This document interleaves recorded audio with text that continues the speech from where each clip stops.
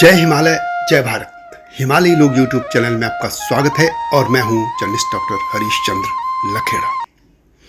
आप लोग इन दिनों चर्चा में सुन रहे होंगे सेंगोल यानी एक राजदंड, जो कि लंबे समय से प्रयागराज के एक म्यूजियम में विराजमान थे और अब संसद भवन में ये राजदंड विराजमान होगा।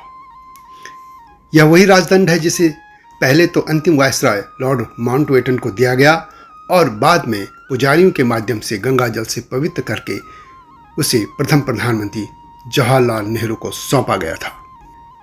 यह सेंगोल यानी राजदंड भारत में सत्ता के हस्तांतरण का एक प्रतीक था। अब सभी के मन में यह प्रश्न है कि क्या भविष्य में यह जो राजदंड है वह नए प्रधानमंत्री के आने पर क्या उनको सौंपा दिया जा सकता है, यानी हर बार एक परंपरा नहीं बन जाए कि जो भी प्रधानमंत्री आए उसको यह राजदंड सौंप दिया जाए।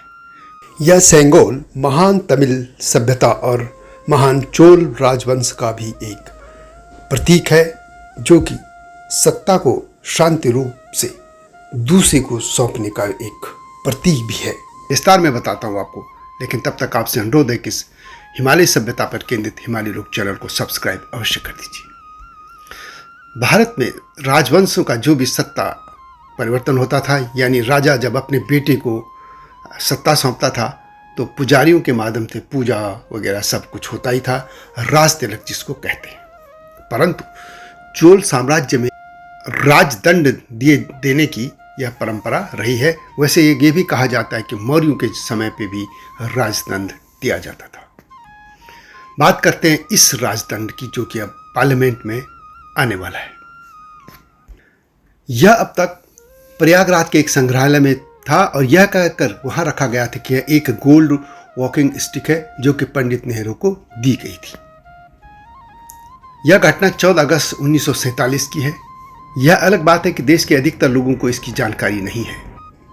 दरअसल भारत के अंतिम वायसराय लॉर्ड माउंटबेटन को अंग्रेजी सरकार की ओर से सत्ता हस्तांतरण का कार्य सौंपा गया था। इस दौरान उनके मन में यह सवाल था कि इसे किस तरह से किया जाए। वैसे तो काम हाथ मिलाने से या खास हस्ताक्षर करने से, फाइलों पे ही करने से काम हो सकता था, परंतु इसे एक विशेष तरीके से करना चाहते थे। एक प्रतीकात्मक कुछ ऐसा काम होना चाहिए था जो कि इतिहास में भी अमर हो जाता। उन्होंने पंडित जवाहरलाल नेहरू से इस बारे में पूछा। पंडित नेहरू ने चक्रवर्ती राजगोपालाचारी से इस बारे में बात की। तमिलनाडु मूल के राजा जी ने इस समस्या का हल भी इतिहास में निकाला।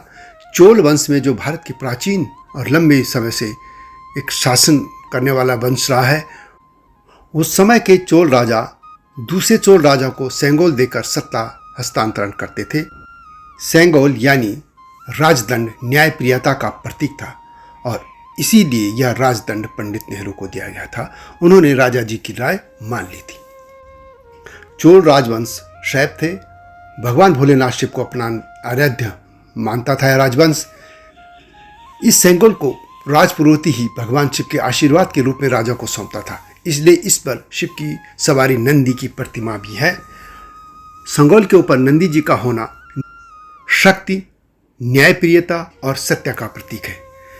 नंदी जी एक गोले पर विराजमान है। सेंगोल में इस गोले का अर्थ संसार से लगाया जाता है।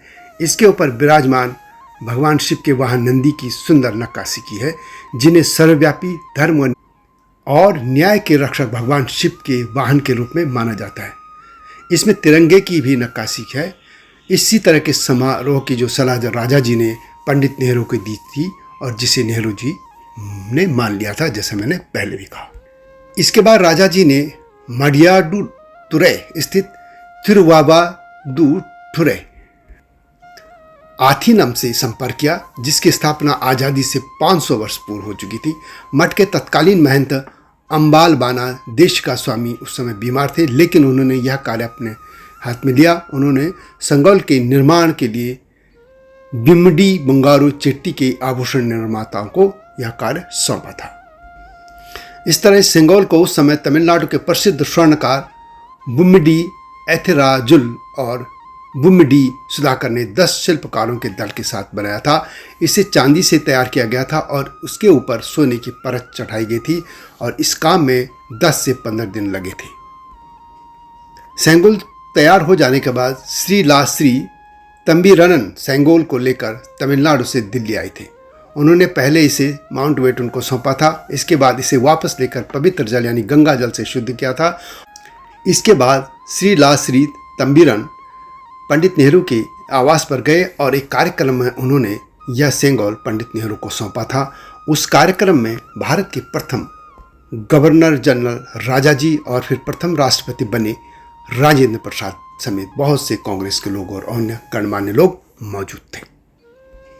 उसी दिन 14 अगस्त 1947 को भारत की स्वतंत्रता के संबंध में इस अधिनियम श्री अम्बावलन देशिका स्वामीकल के तत्कालीन मुख्य पुजारी ने विशेष शिव पूजा भी की थी। यह रत्न जड़ित स्वर्ण राजदंड है और इसकी कीमत तब 15,000 रुपये थी, यानी उस कालखंड में इसकी कीमत 15,000 रुपये मात्र थी। सेंगोल शब्द को लेकर कुछ बात कर लेते। सेंगोल शब्द को लेकर दो मत हैं। एक मत है कि संस्कृत भाषा के शंख से यह शब्द निकला है जिसका अर्थ शंख होता है, जबकि दूसरा मत यह है कि सेंगोल शब्द तमिल भाषा के शब्द सेमई से लिया गया है जिसका अर्थ है धर्म, सच्चाई और निष्ठा। सेंगोल एक आकृति है, इसके ऊपर नंदी है जैसे मैंने पहले भी कहा, यानी भगवान भोलेनाथ के वाहन। सेंगोल यह 5 फीट लंबा राजदंड है। सेंगोल का ये कहा जाता है कि सबसे पहले इस्तेमाल मौर्य साम्राज्य में किया गया था। आचार्य चाणक्य और चंद्रगुप्त मौर्य ने जो साम्राज्य स्थापित किया था, अर्थात मौर्य साम्राज्य जो है कि 322 से 150 ईसा पूर्व में इसका प्रयोग हो चुका था। इसके बाद चोल साम्राज्य और गुप्त साम्राज्य में भी इसका प्रयोग होता रहा। इसका प्रयोग अंतिम समय मुगल काल में भी किया जाता था, जबकि ईस्ट इंडिया कंपनी ने भारत में अपने अधिकार के प्रतीक के रूप में इसका प्रयोग किया था। जैसा मैंने पहले भी कहा कि चोल साम्राज्य के दौरान राजाओं के राज्याभिषेक के समय इसका प्रयोग किया जाता। यह एक भाले या ध्वजदंड के रूप में कार्य करता था, जिसे न्याय दंड, धर्मदंड या राजदंड भी कहा जाता था। सेंगोल को एक राजा दूसरे व्यक्ति को जब राजगद्दी सौंपता था तो सेंगोल भी देता था। तमिल परंपरा में राजगुरु नए राजा की सत्ता ग्रहण करने पर यह सेंगोल देता रहा है। थिरुवथुथुरई अधिनियम मठ का होता है। इसी परंपरा को आगे बढ़ाते हुए 14 अगस्त 1947 को सेंगोल को थिरुवथुथुरई मठ के राजगुरु ने इसे लॉर्ड माउंटबेटन को पहले सौंपा था और उसके बाद जैसे पहले भी मैंने बताया पूजा पाठ और इसे पवित्र गंगा जल से स्नान के बाद पंडित जवाहरलाल नेहरू को सौंप दिया गया था। थिरुवथुथुरई अधिनियम तमिलनाडु के मयिलादुथुरई जिले के कथुलम तालुक में है और यह एक शैव मठ है जिसे मयूरम भी कहा जाता है। तमिलनाडु में एक कहावत है ऐरम अनालम मयूरम अगाधु। यह एक पुरानी कहावत है और इसका मतलब है कि हजारों खूबियों वाले 1000 स्थान होंगे, लेकिन मयूरम यानी मयिलादुथुरई की कोई तुलना नहीं है। यह मयूरम सांस्कृतिक विरासत और कृषि और आर्थिक प्रगति को समर्थन देने और बनाए रखने के लिए आज भी इस कहावत का इसमें प्रयोग किया जाता है। यह शहर कावेरी नदी के तट पर ऐतिहासिक तंजावुर क्षेत्र में स्थित है। मान्यता है कि एक शाप के कारण देवी पार्वती ने मयूरम में मोर के रूप में जन्म लिया था और मयूरनाथर रूपी भगवान शिव की पूजा की थी। मयूरम का संस्कृत में अर्थ मोर है और बाद में इसका नाम मयिलादुथुरई हो गया। तो ये थी राजदंड यानी सेंगोल की गाथा। ये वीडियो कैसे लगी कमेंट में अवश्य लिखें और हिमालयी सभ्यता पर केंद्रित इस चैनल को सब्सक्राइब करना न भूलना। अगली वीडियो की प्रतीक्षा कीजिए। तब तक जय हिमालय, जय भारत। हिमालय पे पेड़ हो तो गीत गाएंगी नदियाँ, गीत गाएंगी नदियाँ। पेड़ों पे चिड़िया है तो गीत गाएंगी नदियाँ, पेड़ों पे चिड़िया है तो गीत गाएंगी नदियाँ। माँ की लोरी जैसे होते हैं नदियों के गीत।